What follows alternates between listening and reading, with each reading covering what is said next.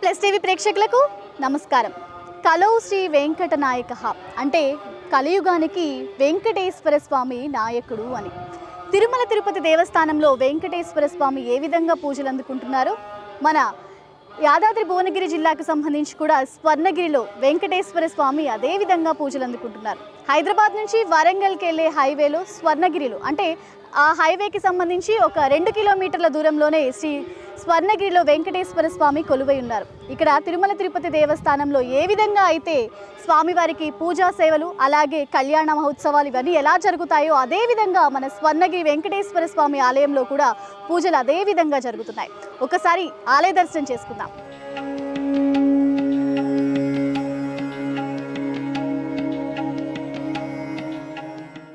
ఆలయంలోకి ప్రవేశించడానికంటే ముందుగా మనకి ఒక అన్నమాచార్య కీర్తన ఉంది. బ్రహ్మ కడిగిన పాదము బ్రహ్మము తానిని పాదము అని చెప్పేసి. అంటే బ్రహ్మ కడిగిన పాదాలు విష్ణు పాదాలు అంటారు. ముందుగా మనకి శ్రీ మహావిష్ణువు యొక్క పాదాలు నమస్కరించుకుని ప్రతి ఒక్కరూ కూడా దర్శనానికి వెళ్ళడం జరుగుతుంది. అదే పాదాలు మనకి ముందుగా దర్శనమిస్తాయి. ఇక్కడ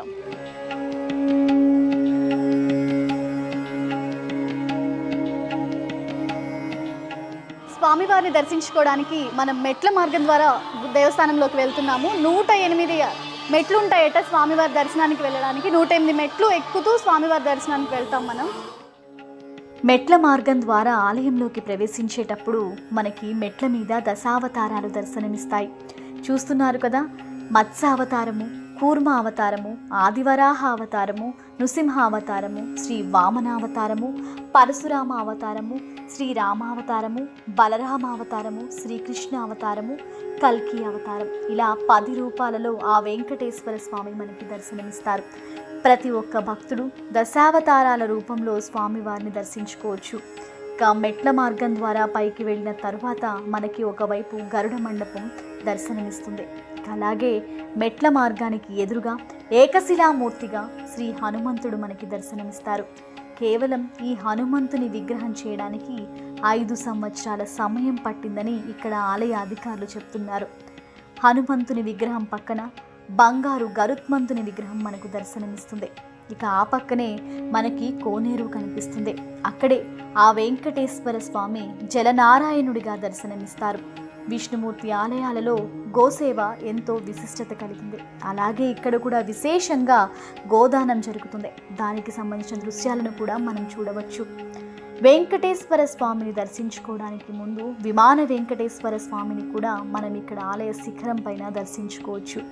ఇక్కడ నిత్య కళ్యాణం పచ్చతోరణం అన్నట్లుగా కళ్యాణ మహోత్సవం, నిత్య కళ్యాణం జరుగుతుంది. అలాగే స్వామివారి కైంకర్యాలు తిరుమల తిరుపతి దేవస్థానంలో ఏ విధంగా జరుగుతాయో ఇక్కడ కూడా అదే విధంగా జరుగుతుంది. ఇక స్వామివారి మూల విరాట్ విషయానికి వస్తే స్వర్ణమయుడిగా ఆ వెంకటేశ్వర స్వామి మనకు దర్శనమిస్తారు. శాంతాకారం భుజగసైనం పద్మనాభం సురేశం విశ్వాకారం గగన సదృశం మేఘవర్ణం శుభాంగం లక్ష్మీకాంతం కమలనయనం యోగి హృత్యానగమ్యం వందే విష్ణు భవభయహరం సర్వలోకైకనాథం. 6 అడుగుల ఎత్తులో ఉన్న ఆ స్వామివారిని దర్శించుకోవడానికి 2 కళ్ళు సరిపోవు. తిరుమల తిరుపతి దేవస్థానంలో ఏ విధంగా అయితే ఆ తిరుమలేశుడు కొలువై ఉన్నాడో అదే విధంగా స్వర్ణగిరి ఆలయంలో కూడా స్వామివారు కనిపిస్తారు. ఇక ఆ పక్కనే మనకి పద్మావతి అమ్మవారి దర్శనం జరుగుతుంది. పద్మావతి అమ్మవారు కూడా స్వర్ణమయమై మనకి దర్శనమిస్తారు. ఇక ఈ స్వర్ణగిరి క్షేత్రం తెలంగాణలోని అతిపెద్ద వెంకటేశ్వర స్వామి ఆలయంగా పిలువబడుతుంది. ముఖ్యంగా ఇక్కడ తెలుసుకోవాల్సిన విషయం మరొకటి ఉంది. ఇక్కడ విశేషంగా జయగంట మండపాన్ని నిర్మించడం జరిగింది.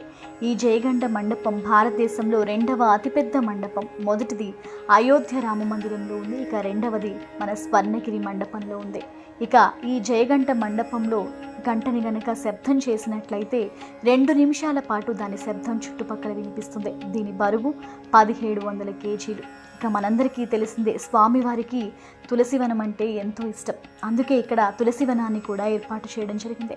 ఈ తులసివనం నుంచే స్వామివారికి తులసిమాల అలాగే పుష్పాలను కూడా సమర్పించడం జరుగుతుంది.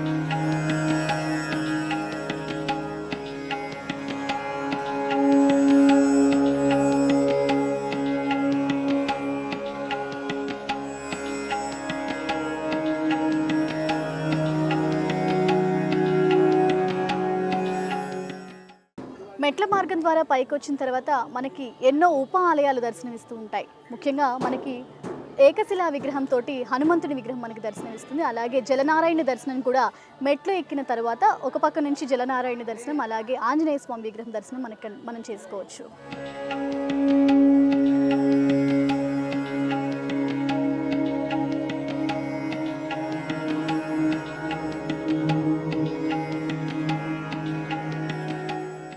ఓం నమో నారాయణాయ. నారాయణలో నార అంటే నీరు అని అర్థం. ఇక్కడ నారాయణ అంటే నల్ల రాయి మీద ఉండే విగ్రహము అని అర్థం. అంటే ఈ రాయి నల్లగా ఉంటుంది. ఇక్కడ మనకి జలనారాయణుడు దర్శనమిస్తున్నాడు. ఆకాశాన్ని చూస్తున్న జలనారాయణుడు మనకి ఇక్కడ దర్శనమిస్తున్నాడు. ఇది ప్రపంచంలోనే 2వ అతిపెద్ద జలనారాయణుడు.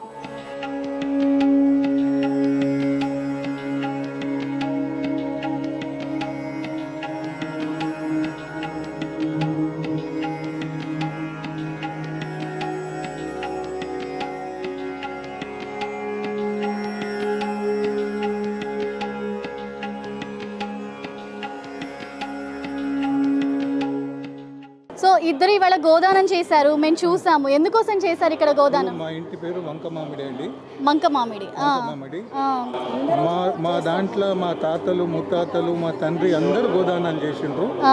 ఇప్పుడు నేను ఇక్కడ టెంపుల్కి వచ్చి వెంకటేశ్వర స్వామి టెంపుల్కి వచ్చి ఇక్కడ మోక్షం గురించి మా కుటుంబం మంచి గురించి గోదానం చేశారు. అంటే ఇక్కడ తిరుపతిలో వెంకటేశ్వర స్వామిని చూస్తే ఎంత అనుభూతి కలుగుతుందో ఇక్కడ కూడా వెంకటేశ్వర స్వామి చూస్తే అంతే అనుభూతి కలుగుతుంది అంటారు. అంతే అనుభూతి కలుగుతుందండి. ఇక్కడ చాలా సంతోషమైంది.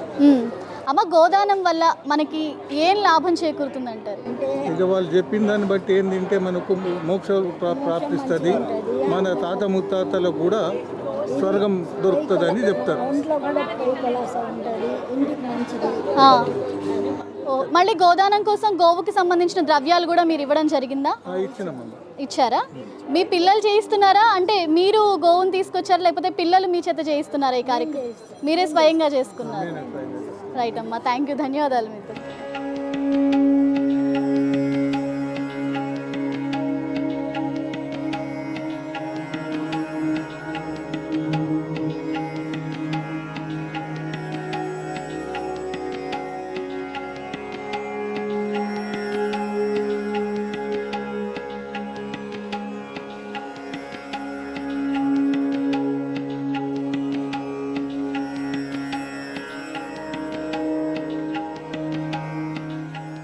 జై శ్రీమన్నారాయణ.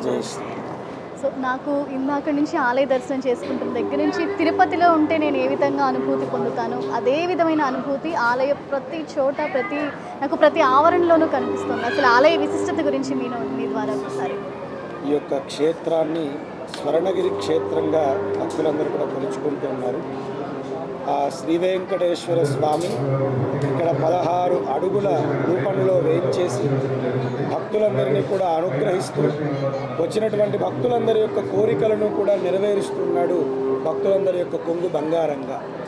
సాధారణంగా ఎక్కడైతే ఆ స్వామి యొక్క ఆరాధన పరిపూర్ణంగా జరుగుతుందో ఆ స్థానాన్ని దివ్యదేశంగాను పుణ్యక్షేత్రంగాను ఆల్వార్లు లాంటి ఎందరో మహానుభావులు కొనేటువంటి క్షేత్రాలు ఉన్నాయి.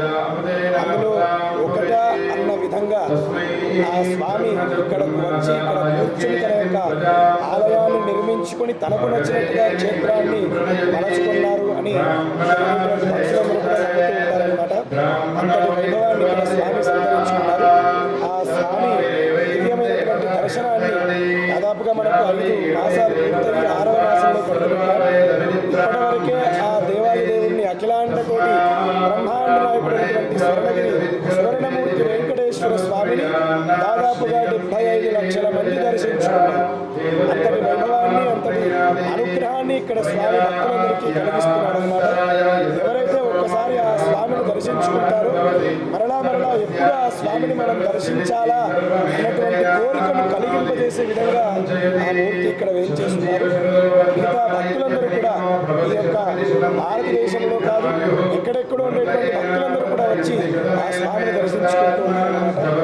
ఒక పక్కన చూస్తే కాఠ్మండులో మాత్రమే ఉండేటువంటి నేపాల్లో ఉండేటువంటి జలనారాయణుడు పక్కన ఉన్నాడు. అదేవిధంగా ఏకశిలా రూపంలో కార్యసిద్ధి హనుమంతుడు మనకు దర్శనాన్ని అందిస్తున్నాడు. చేతులు నమస్కరించి ఆ స్వామిని కొలుస్తున్న రూపంగా ఉంటాడు. ఎవరైతే ఆ స్వామిని దర్శిస్తారో వారందరికీ సకలమైనటువంటి పుణ్యప్రదం కలుగుతుంది అని చెప్పగానే చెబుతూ ఆంజనేయ స్వామిని ఏం చేసుకుంటారు. అదేవిధంగా ఒక పక్కన పద్మావతి అమ్మవారు, ఒక పక్కన గోదా అమ్మవారు, అదేవిధంగా ఆ కృష్ణ పరమాత్మ మదన గోపాల కృష్ణుడు అంటూ 10 చేతులతో ఇక్కడ కృష్ణుడు ఏం చేసుకుంటాడు. ప్రపంచంలో ఎక్కడా లేని విధంగా అంతటి గొప్పనటువంటి రూపాన్ని, గొప్పనటువంటి ఆలయంలో ఉండేటువంటి ఆ శిలా నైపుణ్యం కానివ్వండి అంతటినీ కూడా సాక్షాత్తు ఆ వెంకటేశ్వరుడే వైకుంఠం నుంచి ఇక్కడికి వచ్చి కూర్చుని తాను చేయించుకున్నాడా అన్నంత అద్భుతంగా ఉందన్నమాట ఆలయం. ఈ ఆలయాన్ని మిగతా భక్తులందరూ కూడా త్వరగా దర్శించి స్వామి అనుగ్రహాన్ని పొందాలి అని మేము ఆ స్వామి యొక్క మంగళాశాసనాన్ని ప్రతి ఒక్క భక్తుడికి కూడా అందిస్తూ ఉన్నాం. ఇక్కడ నిత్యం కళ్యాణం అంటే కళ్యాణ మహోత్సవం ఇందాక మేము దర్శించడం జరిగింది. అంటే నిత్య కళ్యాణం జరుగుతుంది. ఆ వెంకటేశ్వర స్వామి వారికి ప్రతినిత్యము కూడా కళ్యాణ మహోత్సవం జరుగుతుంది అన్నమాట. శ్రీదేవి భూదేవి రమణైనటువంటి ఆ శ్రీనివాసుడికి నిత్యము కళ్యాణ మహోత్సవాన్ని నిర్వహించి నిత్య కళ్యాణము పచ్చతోరణము అంటూ తిరుమలలో ఎట్లాగైతే మనం ఆ స్వామిని సేవించగలుగుతామో భక్తులందరికీ కూడా ఇక్కడ ఆ స్వామి యొక్క నిత్య కళ్యాణ మహోత్సవంలో పాల్గొని ఆ శ్రీభూరమణుడి యొక్క దివ్యమైనటువంటి అనుగ్రహాన్ని పొందగలిగే అదృష్ట భాగ్యం ఇక్కడ ఉన్నది. అదేవిధంగా ఆ స్వామికి ఈ ప్రతి శ్రవణ నక్షత్రం రోజు, శ్రవణ నక్షత్రము స్వామి యొక్క జన్మ నక్షత్రం. నిన్నటి రోజున ఆ శ్రవణ నక్షత్రాన్ని పురస్కరించుకొని ఆ స్వామివారి యొక్క తిరుమాడ వీధులలో రథోత్సవాన్ని ఎంతో వైభవోపేతంగా భక్తజన సందోహంతో ఎంతో అంగరంగ వైభవంగా నిన్న కూడా రథోత్సవాన్ని నిర్వహింపజేసుకున్నాం అన్నమాట. ఇట్లాగా నిత్య నైమిత్తిక కార్యక్రమాలలో ఉదయం సుప్రభాతము దగ్గర నుంచి రాత్రి ఏకాంత సేవ వరకు ఆ స్వామికి సుప్రభాతము, సువర్ణ బిందతీర్థ మహోత్సవము, సేవాకాలము, ఆరాధన, ప్రాతకాల నైవేద్యములు 5 రకములైనటువంటి నైవేద్యములు ప్రతిరోజు కూడా స్వామికి ఆరగింపులు జరుగుతాయి. అదేవిధంగా ప్రాతకాల గోష్ఠి, తర్వాత విశేషమైనటువంటి ఇవాళ బుధవారం నాడు బుధవారాన్ని పురస్కరించుకొని స్వామివారికి అష్టదళ పాదపద్మార్చన అంటే 108 బంగారు పద్మములను వెండి పీఠము పైన ఆ స్వామికి సమర్పణం చేసి అష్టదళ పాదపద్మార్చన అని. రేపు గురువారం నాడు స్వామివారికి విశేషంగా తిరుప్పావడ సేవ 484 కిలోల పులిహోర ప్రసాదాన్ని తయారు చేసి లోకమంతా సుభిక్షంగా ఉండాలి అని ఆ యొక్క ధనధాన్యాది పశుపక్షాదులందరికీ కూడా ఆ యొక్క ఆహారాన్ని కలిగించే విధంగా ఉండాలి అని ఆ స్వామికి 484 కిలోల పులిహోర ప్రసాదాన్ని రేపటి రోజున నైవేద్యం చేస్తారు. అట్లాగా ఒక్కొక్క విశేషమైనటువంటి కార్యక్రమాన్ని 10:30 ఆ స్వామి యొక్క వైభవోత్సవ మండపంలో నిత్య కళ్యాణ మహోత్సవం, మరలా ఆధ్యాత్మిక ఆరాధన, సాయంకాలము ప్రతిరోజు కూడా ఆ ఉభయ దేవేరుతో కలిసి ఆ శ్రీ వెంకటేశ్వరుడు భక్తుల్ని అనుగ్రహించడానికి ఆ తిరుమాడ వీధులలో వేంచేసి తిరువీధి ఉత్సవ సేవ ప్రతిరోజు సాయంకాలం 6:30 నిర్వహించుకుంటాడు. తర్వాత ఆ స్వామివారికి సహస్ర దీపాలంకరణ సేవ ప్రతిరోజు కూడా 1000 దీపాలలో ఆ మూలన ఉండేటువంటి మండపంలో విశేషంగా సహస్ర దీపాలంకరణ సేవ ఉంటుంది. అదేవిధంగా స్వామివారికి ఏకాంత సేవా మహోత్సవం. ఈ విధంగా ప్రతిరోజు కూడా ప్రతినిత్యము ఆ స్వామివారికి షోడశ కళానిధికి షోడశ ఉపచార సేవలు అన్నట్లుగా ఆ స్వామి 16 అడుగులు ఇక్కడ వేయించేసి ఉన్నటువంటి స్వామికి 16 రకాలైనటువంటి సేవలు ప్రతినిత్యము జరుగుతున్నాయి అన్నమాట. ఆ యొక్క విశేషమైనటువంటి వైభవాన్ని భక్తులు ఎందరో దర్శించి ధరిస్తూ ఉన్నారు. జై శ్రీమన్నారాయణ.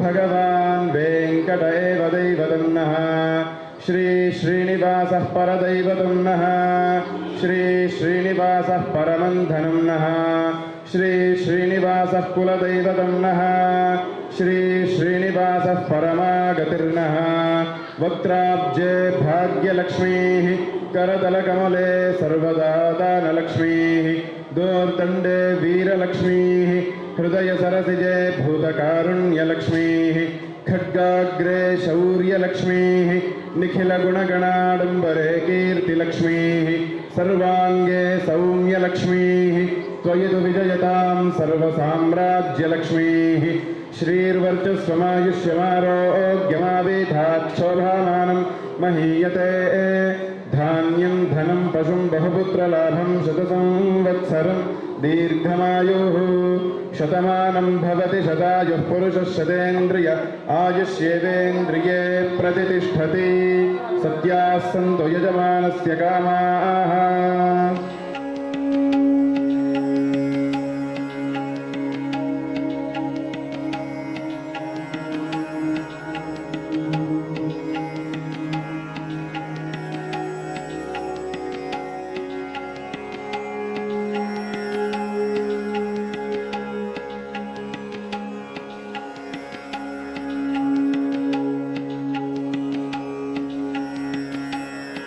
సో మనం ఏ గుళ్ళోకి వెళ్ళినా కూడా మొదటిగా గంటని వాయించి దేవుడికి మన కోరికలు చెప్పుకోవడం జరుగుతుంది. ఇక్కడ ప్రపంచంలోనే రెండవ అతిపెద్ద గంట ఇక్కడ ఉంది. మొదటిది అయోధ్యలో ఉంది, రెండవది ఇక్కడ ఉంది. ఇది 1700 కేజీల బరువు ఉంటుందన్నమాట. దాని ధ్వని వచ్చేసి మనకి 2 నిమిషాల పాటు ఆ ధ్వని శబ్దాలు అనేవి మారుమోగుతూ ఉంటాయనేది ఇక్కడ భక్తులు ఎంతోమంది చెప్తూ వస్తున్నారు. ఇక్కడ ఆలయానికి సంబంధించిన అర్చకులు కూడా ఇక్కడ గంట వాయిస్తేట 2 నిమిషాల పాటు దాని శబ్దం వినిపిస్తుందట. ఇది మొదటిది అయోధ్యలో అతిపెద్ద గంట ఉంటే రెండవది మన స్వర్ణగిరిలో కనిపిస్తుంది.